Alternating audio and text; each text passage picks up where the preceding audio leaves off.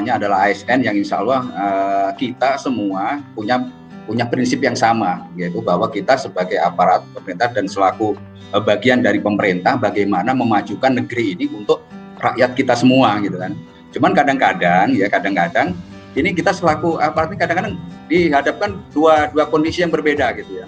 Ya wajar, namanya ada yang hitam putih gitu kan, ada kiri ada kanan. Demikian juga terhadap pemerintah ini ada yang oposisi, ada yang mendukung pemerintah gitu kan ya. Kemudian kalau istilah kerennya lah ada hater, ada lover gitu kan ya. Nah dengan adanya kegiatan ini saya harapkan nanti teman-teman bisa menjadi corong pemerintah gitu lah ya, untuk supaya memberikan pengertian kepada kaum hater khususnya. Misalnya teman-teman bisa menjadi nanti influencer lah, atau lebih lagi endorser untuk produk-produk kami itu yang Mbak Dewi tadi juga tawarkan gitu kan. Kalau bisa juga menjadi buzzer-nya gitu kan ya. Bagaimana pemerintah di kondisi yang saat ini lagi sibuk harus meningkatkan ekonomi, kemudian biaya untuk pemulihan kesehatan karena pandemi, tapi di sana sini dihujat, ini pemerintah banyak berutang, pemerintah menggunakan dana, katakanlah dana wakaf untuk kegiatan pemerintah, kemudian bagaimana pemerintah menggunakan dana haji untuk membangun infrastruktur. Nah di sini nanti yang akan kami sampaikan coba itu, karena untuk investasi tadi baik produknya, baik apa jenisnya dan macam-macam teori tentang investasi tadi sudah disampaikan oleh Mbak Dewi, kemudian Mbak Ana, kemudian Mas Angga tadi ya. Nah untuk itu teman-teman kita coba aja dasar berpikir yang agak lebih fundamental gitu ya. Nanti produk saya juga sampaikan. Izin kalau misalnya saya bisa share, saya akan share screen. Jadi mudah-mudahan kita bisa lihat apakah share screen saya sudah terlihat ya. Sebentar. Di share screen saya sebentar.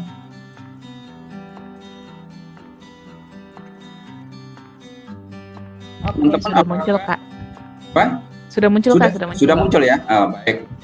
Jadi teman-teman ini nanti akan kita coba kita lihat ya apa sih yang menjadi concern pemerintah gitu ya, concern pemerintah terkait pelaksanaan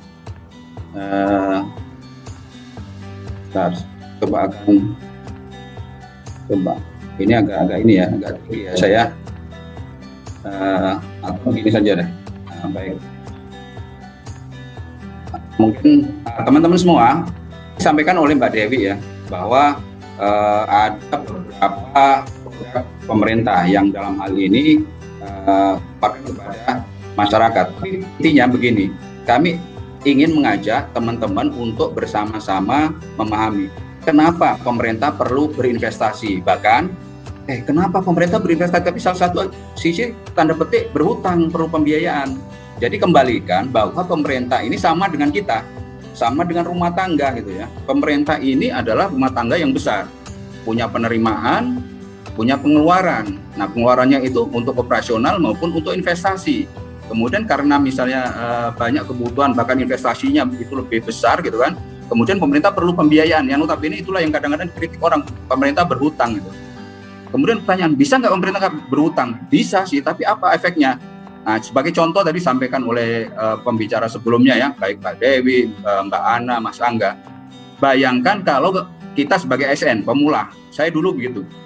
Coba kalau kita sekarang nggak punya rumah, ya kan ya. Kemudian kita ingin menabung saja, atau investasi di saham, kemudian investasi di produk-produk keuangan lainnya. Mungkin bisa lah, tapi coba pertimbangkan. Kalau kita tidak tanda petik berhutang, ambil KPR misalnya pembiayaan, bisa nggak kita akan punya rumah? Itu salah satu contoh. Artinya begini, ketika kita berhutang tanda petik untuk berinvestasi, ya kan, bahwa dana yang akan kita investasikan untuk mencicil atau mengangsur pembiayaan itu, itulah investasi kita yang terkunci sehingga kita punya kewajiban untuk itu. Akhirnya apa? Kita bisa beli rumah. Coba kalau misalnya kita dengan katakanlah sekarang 1 juta misalnya kan cicilan KPR itu. Kemudian kita ingin beli rumah, katakanlah harganya 100 juta atau sekarang nggak ada ya 300 juta. Berapa tahun kita ngumpulkan dengan misalnya katakanlah 1 juta ditabung terus gitu kan sampai mencapai 300 juta untuk beli rumah, kemudian nggak perlu utang. Mungkin pada saat 300 juta kita sudah tidak bisa terbeli lagi rumah itu gitu kan. Tapi kalau kita balik sekarang kita mempunyai keberanian untuk berutang tanda petik tadi investasinya, kita ke bank baik itu syariah maupun konvensional, kita kemudian berakad beli rumah. Kemudian rumah itu kita bayar dengan penghasilan kita yang kita investasikan setiap bulan untuk membayar pembiayaan itu 1 juta.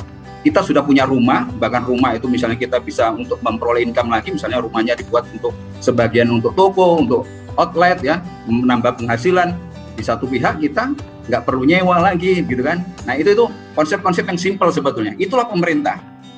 Jadi kalau pemerintah bagaimana? Pemerintah kalau sekarang tidak investasi di bidang kesehatan misalnya, pemerintah tidak memberikan layanan gratis kesehatan, pemerintah tidak memberi layanan gratis pendidikan, bayangkan kita akan ada lost generation. Masyarakat kita menjadi orang-orang yang bodoh, kemudian rakyat banyak yang stunting, kemudian menjadi idiot, audzubillah min balik ya. Seperti itu, dan kita mungkin nggak punya lagi jalan jembatan nanti. Kalau sekarang pemerintah tidak berhutang, itu tanda petik ya. Nah kemudian bagaimana pemerintah membiayainya? Nah itu kembali kita ajak teman-teman ini, terutama ASN ini, dari penghasilan mereka berinvestasi di produk pemerintah yang dijamin pemerintah, menguntungkan, kompetitif. Tadi sampaikan banyak ya, pilihan investasi itu banyak, tapi salah satunya investasi pemerintah ini baik pendapatan tetap maupun pendapatan yang floating tadi, itu akan menjadi income kita. Di satu sisi investasi kita ini membantu pemerintah untuk diinvestasikan lagi. Paham nggak gitu, teman-teman semua?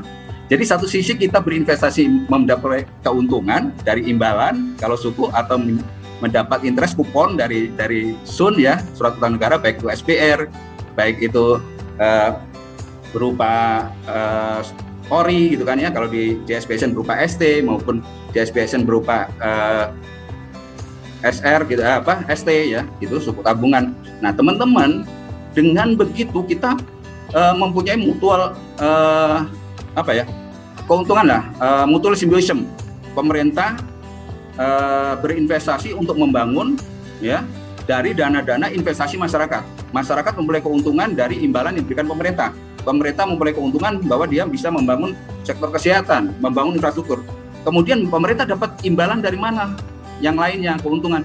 Kalau pemerintah membangun infrastruktur misalnya kan, kemudian pabrik-pabrik berdiri, kemudian PDB meningkat, pemerintah bisa dapat pajaknya banyak. Ya pajak dari industri gitu. Jadi seperti itulah siklusnya di ekonomi. Jadi mohon dipahami Bapak Ibu sekalian supaya bisa nanti menjelaskan kenapa pemerintah perlu berhutang. Jadi tidak semata-mata untuk konsumsi. Bayangkan sekarang dengan kebutuhan seperti itu. Oke ya, itu prinsip dasar. Tapi nanti bisa teman-teman bisa mulai berpikir bahwa kenapa pemerintah berhutang. Nah sekarang pemerintah kenapa sudah ada surat utang, kemudian ada yang berbentuk suku. Suku ini nama ini yang sudah dipakai untuk keuangan syariah internasional. Suku itu adalah tingkat atas kepemilikan suatu aset ya secara bersama-sama atau investasi tertentu. Nah, pemerintah ini menerbitkan ini sama dengan SUN. Kalau SUN itu jadi teman-teman begini, ini kira-kira karakteristik ini SBSN dengan SUN itu seperti ini. Pertama, dasar hukumnya jelas berbeda. SUN itu sudah ada tahun 2002 itu dengan Undang-Undang Nomor 24 ya tahun 2002. Kemudian menyusul kemudian yang syariah ini nggak bisa menggunakan Undang-Undang SUN karena itu berbasis utang. Syariah ini nggak boleh utang piutang, tapi harus ada underlying aset, ada akadnya, kemudian pemanfaatannya juga harus sesuai dengan syariah. Kemudian pemerintah membuat undang-undang karena dasarnya ini harus undang-undang. Undang-undang ini menjamin legitimasi pemerintah, kemudian mempunyai kewajiban kepada masyarakat atau orang lain atau pihak luar bahkan untuk menggunakan dana APBN ini membayar kembali. Nah itu diatur Undang-Undang Dasar bahwa hal-hal demikian harus diatur undang-undang. Artinya ya setujui pemerintah oleh DPR yang perwakilan dari masyarakat. Jadi ini utang pemerintah itu sebenarnya disetujui oleh masyarakat. Jadi jangan sampai teman-teman ASN ini juga terkontaminasi gitu. Wah kok pemerintah utang? Kalau pemerintah nggak ada dasar undang-undang ini dan setiap tahun pemerintah itu APBN-nya itu ditetapkan dengan undang-undang. Artinya apa? Pemerintah punya utang berapa tahun ini, pemerintah harus membayar bunga dari SUN berapa, kemudian imbalan dari suku berapa, itu sudah disahkan di undang-undang tiap tahun, undang-undang APBN gitu. Jadi ini jaminan juga pemerintah bagi investor, juga jaminan bahwa pemerintah itu legal, mewakili negara ya, pemerintah itu mewakili negara. Kemudian prinsip dasarnya itu tadi, kalau suku itu surat pengakuan atas aset, ya, kalau surat utang itu hutang pemerintah yang nanti akan dibayar dengan bunga tertentu, jangka waktu tertentu. Sama, suku juga asetnya itu tertentu dan jangka waktunya tertentu. Tujuannya sama, membiayai APBN, gitu kan? Penggunaannya untuk SUN bebas. Artinya bebas itu untuk kegiatan pemerintah, tapi kegiatan pemerintah ini insya Allah pasti bermanfaat dan tidak ada yang sifatnya itu ya bahkan nggak sesuai syariah pun nggak ada di Sun ini, walaupun dia konvensional. Katakan oleh Mbak Dewi, nggak mungkin pemerintah membangun misalnya pabrik alkohol misalkan seperti itu. Jadi secara syariah juga sudah sesuai gitu walaupun konvensional. Kemudian apa lagi? Bahwa itu ada akad-akad. Kalau syariah ini aslinya nanti bahwa pemerintah itu menerbitkan suku ini akadnya apa? Misalnya bisa ijaro, bisa mudaroba, musyarakat. Tadi sampaikan oleh Mas Angga ya, itu tuh sudah nanti nggak perlu kami eksplor lah. Kalau Sun nggak usah, dia cuma surat utang aja. Utang piutang yang nanti secara legal itu secara umum legal transaction itu sudah ada, ikuti ketentuan legal ya. Sedangkan suku ini selainnya ketentuan legal tadi juga ada ketentuan syariah gitu kan. Kemudian apa? Ada underlying aset kalau suku ini apa? Barang milik negara. Pemerintah punya aset, gedung-gedung dan sebagainya yang selama ini nggak kita manfaatkan. Artinya apa? Sama dengan kita.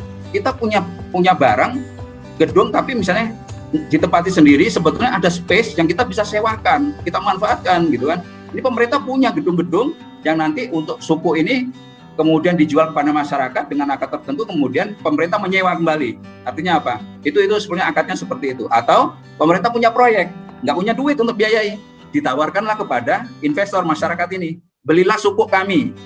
Ya, nanti kami terbitkan suku, duit investasi Bapak Ibu sekalian untuk membeli suku ini akan kami bangunkan jalan jembatan, perguruan tinggi, gitu kan. Kemudian akan kami bangunkan madrasah, saluran air dan sebagainya, infrastruktur itu. Underlying-nya itu tuh tadi. Jadi ada barangnya. Jadi barang itu nanti setelah dibangun itu punya investornya. Loh, pemerintah menggunakan untuk rakyatnya. Padahal ini punya investor, masyarakat nyalain. Bagaimana pemerintah kok bisa menggunakan punya orang lain? Pemerintah menyewa. Nah, sewa itulah yang kemudian menjadi imbalan suku. Jadi seperti itu ya. Kalian itu prinsipnya.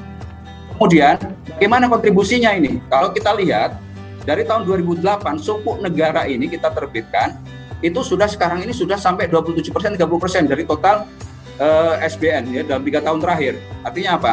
Kita mempunyai di APBN kita itu kalau kita menerbitkan SBN tadi selain pinjaman dan sebagainya itu 20% dari suku, kemudian dari Sunnya itu 80%. Kenapa memang seperti itu? Karena kita harus punya underlying dan ini memang salah satu kendala kita kenapa enggak semuanya bisa kita terbitkan dengan suku, dengan yang syariah gitu kan ya, untuk membiayai APBN ini. Jadi perlu ada surat utang juga gitu kan. Kemudian ini yang sudah dibangun tuh lihat, ada selama tahun 2013-2021 langsung kita biayai untuk memproyek tertentu. Jadi kalau ada teman-teman yang misalnya di Aceh, itu ada Simpang Surabaya, flyover ya, kemudian ada sekarang itu jalur kereta api itu di Sumatera itu sampai Aceh sekarang itu dibangun. Rantau Perapat, Kota Pinang dan sebagainya untuk perguruan tinggi, Universitas Teguh Umar, kemudian UIN Aceh, kemudian di Papua ada jembatan Holtekam yang kemarin sangat fenomenal itu yang kemudian diresmikan oleh Presiden. Ada semua madrasah KUA di seluruh kecamatan di seluruh Indonesia itu dibangun dari suku negara. Artinya apa? Pemerintah tidak sekedar berutang. Jadi utang itu tanda petik terbitkan sukunya untuk membiayai proyek. Proyek itu punya masyarakat yang berinvestasi.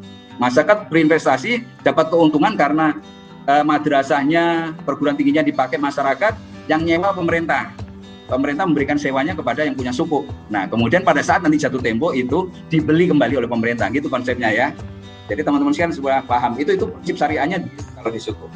Kemudian next teman-teman, ini nih contoh-contohnya ya. Nanti lihat sendiri, saya bagi nanti slide-nya ini ke panitia, boleh di-share ke masyarakat. Ini kita sudah banyak bangun jalan, jembatan gitu kan. Ada perguruan tinggi. Kalau teman-teman dari Jawa, itu dari jalur selatan Jawa, dari Cirebon, Kroyak, Kutoarjo, Solo, Madiun, Kedung Banteng sampai Surabaya, ada double track. Itu dulu satu track, sekarang double track. Yang double-nya itu dibiayai suku negara semua itu, sampai ke terowongannya. Jadi nanti sekarang kalau naik kereta api dari Jakarta ke Surabaya itu yang dulu mungkin bisa 10 jam lebih, nanti mungkin separuhnya waktunya, gitu ya. Next, ini jembatan, ada dan sebagainya, itu semuanya kita bisa. Yang itu nanti harus dibiayai pemerintah, itu kita bisa gunakan sebagai underlying aset untuk penerbitan suku. Ya. Dan mana suku retail? Suku retail saya nggak terlalu banyak ya. Disebutkan Mbak Dewi itu ada ORI. Jadi ini untuk individu masyarakat Indonesia dibuktikan dengan KTP. Yang paling penting digarisbawahi ini akadnya sesuai syariah. Yang lain-lain sama. Ini tradable, bisa diperdagangkan. Jadi ini investasi berupa surat berharga yang beda dengan tadi, beda tabungan, beda dengan deposito. Ya, kalau tabungan deposito mungkin hanya di bank saja, mungkin uangnya mungkin untuk bank untuk pembiayaan, itu sebenarnya sama seperti itu. Tapi di sini ada nilai lebih bahwa produk ini juga bisa dijual belikan di bursa. Ada kemungkinan dapat capital gain. Itu bedanya antara kita menabung deposito dengan saham. Ya, itu tadi sudah disampaikan oleh yang lain. Saya kira itu untuk yang suku retail. Dananya untuk apa? Yaitu tadi untuk membangun jalan, jembatan dan sebagainya. Nanti karena ada satu produk yang perlu saya highlight itu, yang di Sun belum ada, tapi tadi sudah sempat disinggung oleh Mas Angga ini. Nanti apa produknya kita lihat. Kemudian keuntungannya tadi disampaikan oleh Mbak Dewi, semuanya keuntungannya hampir sama. Kecuali satu ini, sesuai syariah. Jadi kalau teman-teman ada yang concern dengan masalah syariah, misalnya kan teman-teman muslim, karena kita banyak masyarakat muslim, mungkin selama ini mereka khawatir ya, mau berinvestasi ke surat berharga negara pemerintah, tapi ini berdasarkan surat utang konvensional nanti riba gitu kan. Oh kemudian nanti penggunaannya nggak sesuai syariah, mereka takut. Sementara banyak masyarakat kita ini mau berinvestasi, bahkan ada lembaga-lembaga yang berinvestasi. Salah satu apalagi, tanyakan oleh teman-teman di perbankan syariah. Dulu teman-teman perbankan syariah kalau ada kelebihan likuiditas, itu penempatannya susah. Paling-paling ke giro, Wadiah, SBI, ke surat Bank Indonesia itu, surat berharga Bank Indonesia yang berbasis syariah. Sekarang mereka kalau ada kelebihan likuidasi bisa ikut lelang setiap 2 minggu sekali untuk produk syariah, itu mereka bisa tempatkan di suku. Nanti jatuh tempo bisa di rollover, bisa digunakan, tapi untuk mengelola likuiditas itu bisa seperti itu. Jadi outletnya banyak. Nah ini salah satunya yang juga jadi dipelintir ini, masalah ini dipelintir untuk komoditas politik. Mohon teman-teman bisa memahami. Inilah yang kemarin juga kenapa disebutkan dana haji digunakan untuk membiayai infrastruktur. Teman-teman bagaimana? Ini mungkin terprovokasi ya, tapi saya jelaskan gini. Pemerintah tadi saya bilang menerbitkan suku itu untuk masyarakat berinvestasi. Masyarakat siapa aja? Individu boleh, swasta boleh, BUMN boleh, BPKH boleh. Artinya apa? Kalau BPKH mau menempatkan dananya beli suku di dana haji itu nggak dilarang, tapi juga nggak diharuskan, nggak dipaksa. Mereka bisa memilih misalnya mau didepositokan, mau dibelikan saham silakan. Tapi kan sama seperti Bapak Ibu sekalian, dia memilih produk yang lebih aman. Nah di sini aman, dia belilah suku. Kemudian bagaimana pemerintah menggunakan itu? Karena yang diinvestasikan suku ini ada dari BPKH, ada dari BUMN, ada dari bank asing dan sebagainya, ada investor individu. Di APBN yang digunakan pemerintah untuk biaya APBN, bisa membangun infrastruktur, bisa untuk apa saja. Jadi bukan pemerintah semata-mata menggunakan dana haji itu, tapi semuanya. BPKH juga dapat imbalan, dapat keuntungan, sama seperti kalau Anda berinvestasi, artinya dia dapat keuntungan. Kalau nggak ditempatkan ini nggak untung, jadi apanya yang salah gitu kan? Sementara pemerintah juga dananya untuk biaya infrastruktur, untuk mensejahterakan masyarakat gitu kan? Jadi itu nggak ada yang salah di sini. Kalau BPKH nggak mau beli suku, nggak mau beli SBN karena mereka mau deposito ya mau silakan gitu ya. Tapi mungkin efek trickle down efeknya, multiplier efeknya mungkin kurang. Kemudian keamanannya itu yang jadi satu pertimbangan. Ya, next. Kemudian risiko. Kalau investasi pasti ada risiko. Apapun investasi. Tadi kan ada high risk, high return, low risk, low return, medium risk, medium return, itu semua ada. Apapun. Tapi kalau di risiko investasi suku retail ini hanya kami identifikasi ada 3 ini. Gagal bayar, default, tapi dijamin pemerintah oleh undang-undang. Jadi nggak ada hilang ini. Resiko default. Beda kalau misalnya di bank segala macam bisa dipilotkan. Pemerintah tidak bisa. Yang menerbitkan misalnya surat berharganya baik Sun maupun sukunya di zaman pemerintahan Pak Jokowi, siapapun presidennya berikut, mau Oma Irama jadi presiden, ya kan? Tapi pemerintahnya yang bertanggung jawab. Ada DPR-nya gitu. Jadi jangan khawatir, nggak ada risiko default. Likuiditas tadi sampaikan Mbak Dewi, kalau misalnya ini susah jual, ini bisa ada secondary market kalau untuk yang suku retail maupun untuk yang ori. Kalau ST nggak ada secondary market, jadi agak banyak risiko likuiditasnya, tapi nanti ada early redemption sama gitu. Ya, jadi yang lain-lain semuanya bisa, tapi bisa dimitigasi. Itu ada mitigasinya juga, nanti lihat sendiri. Kemudian teman, ada produk yang tadi sama, nanti aspek syariahnya bisa ditanyakan. Yang begini. Ini singkat saja ya, karena waktu kita terbatas. Aspek syariahnya itu seperti ini. Pak, kenapa kok ini sama saja 5% suku sama dengan misalnya kan atau 6% suku ini punya imbalan tetap kok sama dengan Sun? Apa bedanya dengan riba? Bedanya kalau Sun itu tadi surat utang, pemerintah berutang 10 tahun misalnya atau 3 tahun misalnya untuk SR ya.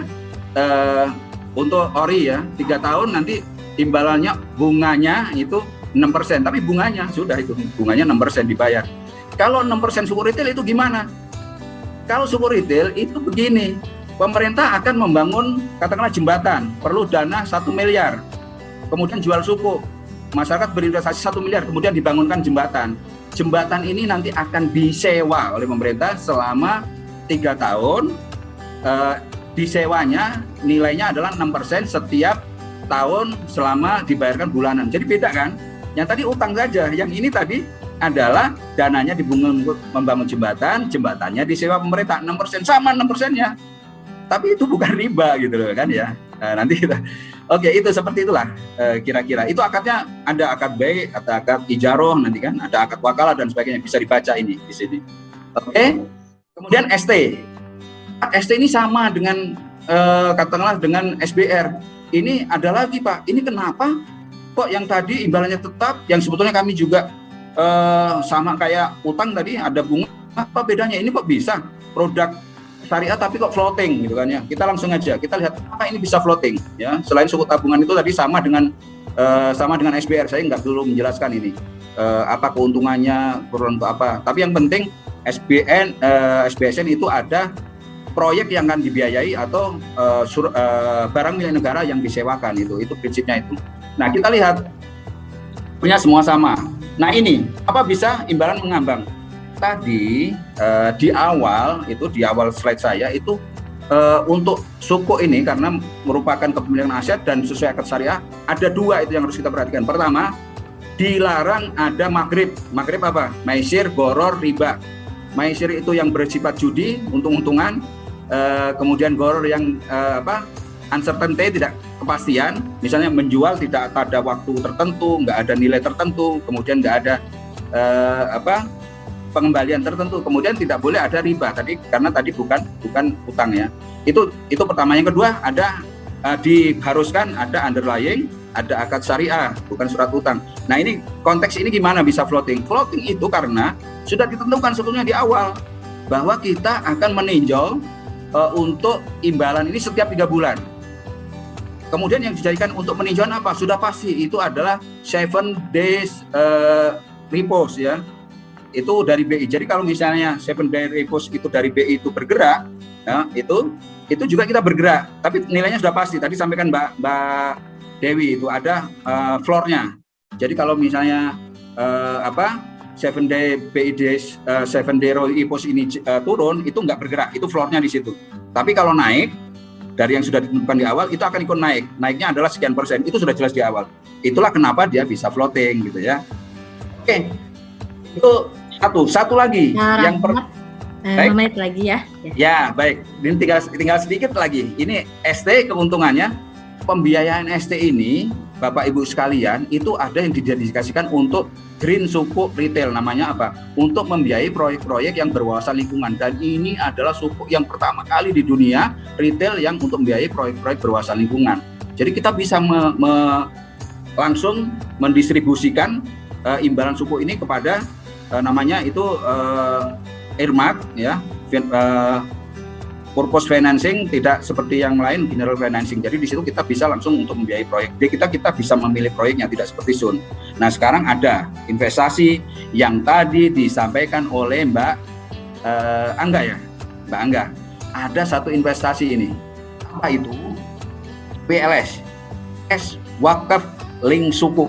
Jadi Bapak Ibu sekalian, teman-teman sekalian, selain investasi dunia, kita juga menyediakan investasi akhirat. Nah ini, investasi akhiratnya apa? Tadi kita bisa zakat harus sepenuhnya ada kewajiban, infak, sodako dan sebagainya sudah kita penuhi. Kita juga dari sekarang pun bisa untuk berwakaf. Wakaf ini akan menjadi amal jariah sampai kita meninggal. Wakaf itu sampai akhir dunia ini kiamat itu peruntukannya untuk kegiatan itu, dan amalnya insya Allah jariah itu seperti anak yang soleh gitu kan ya, ilmu yang bermanfaat. Ini sedekah jariah, ini salah satunya wakaf. Nah wakaf itu selama ini yang kita kenal itu adalah 3M, makam, madrasah, masjid. Tapi kalau misalnya begitu ada wakaf tanah untuk bangun masjid, bangun makam dan sebagainya, itu nggak bisa digunakan. Kenapa? Nggak punya modal untuk membangun gitu loh. Ada namanya wakaf dalam bentuk uang. Wakafnya itu dibayarkan dalam bentuk uang, kemudian dibelikan material, itu bisa. Tapi itu namanya wakaf dalam bentuk uang. Tapi ini wakaf uang diwakafkan. Uangnya yang menjadi barang wakaf. Ini nggak boleh habis uangnya. Tapi uang ini bisa dimanfaatkan untuk membangun. Artinya apa? Jadi nanti para pengelola wakaf ini bisa menginvestasikan uangnya ke sukuk negara yang memang didedikasikan untuk itu. Termasuk Bapak Ibu sekalian yang mau berwakaf itu bisa membeli CPLS ini dan harga 1 juta ya. Jumlahnya nggak dibatasi maksimalnya, orang mau beribadah kok mau dibatasi 3 miliar, mau 5 miliar boleh, silakan ya, berwakaf ya Bapak Ibu sekalian punya. Nanti belikan sukuk ini, sukuk wakaf. Kemudian bagaimana? Imbalannya ini Bapak Ibu sekalian ini disalurkan kepada nazir-nazir. Gitu kan? Nazir inilah yang nanti akan menggunakan sesuai peruntukannya. Nah, peruntukannya untuk apa saja? Kita lihat. Bahwa ini bisa memfasilitasi nih, Rumah Sakit Mata Ahmad Wardi kemarin dia dibangun, Rumah Sakit Muhammad Wardi ini ada untuk eye center, retina center yang diresmikan oleh Bapak Wakil Presiden itu dibiayai dari sukuk negara wakaf ini. Kemudian operasionalnya itu dari imbalannya dari sukuk wakaf ini. Kemudian apa? Rumah-rumah wakaf, kemudian rumah zakat itu, kemudian ada guru-guru gratis. Jadi seperti itulah teman-teman sekalian, bahkan beasiswa. Nah, kita mau bikin endowment fund untuk dana wakaf ini yang kemudian nanti bisa dimanfaatkan oleh dana sosial. Jadi ini nggak tergantung dari APBN nanti. Dana sosial ini kalau terbantu, kemudian digunakan oleh pemerintah dalam bentuk wakaf ya, wakafnya tetap utuh, diberikan imbalan itu bisa. Nah, gitu. Jadi dari LPDP, semacam LPDP kayak gitu kan, ada endowment fund, dananya utuh tapi bisa dimanfaatkan. Nah, seperti itu. Nah, teman-teman, mungkin itu yang bisa saya sampaikan bahwa kita investasi itu pertama pilihlah produk investasinya. Kalau investasi pemerintah banyak pilihannya dan itu aman, silahkan mau misalnya ada yang mau tanah dan sebagainya. Tapi mungkin prinsip investasi yang pertama jangan taruh telur dalam satu basket, dalam satu keranjang, ya kan? Salah satunya bisa milih produk pemerintah. Pemerintah tadi sampaikan Mbak Dewi ada konvensional, ada yang syariah. Syariah ini juga ada yang floating, ada yang fix. Kemudian ada lagi produk yang investasinya investasi sosial. Khusus untuk wakaf ini, Bapak Ibu sekalian, selain ini murah ya, cuma 1 juta, tapi itu seumur hidup nanti manfaat wakafnya. Itu juga wakafnya bisa selain 1 juta itu wakafnya permanen, artinya nanti setelah kita wakaf 1 juta itu semuanya nanti termasuk pokoknya jatuh tempo itu kembali ke nazir. Jadi wakifnya nggak nerima lagi. Ada juga yang nanti wakafnya temporer, jadi 1 juta. Beli CPLS ini kemudian masanya 2 tahun jatuh tempo, itu yang 1 jutanya balik lagi ke Bapak Ibu sekalian. Tapi hasilnya tadi, imbal hasil dari CPLS ini sudah untuk harta benda wakaf itu mengalir terus gitu ya. Jadi demikian Bapak Ibu sekalian kira-kira yang bisa kami sampaikan. Mohon maaf kalau ada hal yang kurang. Saya kira demikian. Terima kasih, saya kembalikan kepada moderator. Assalamualaikum warahmatullahi wabarakatuh.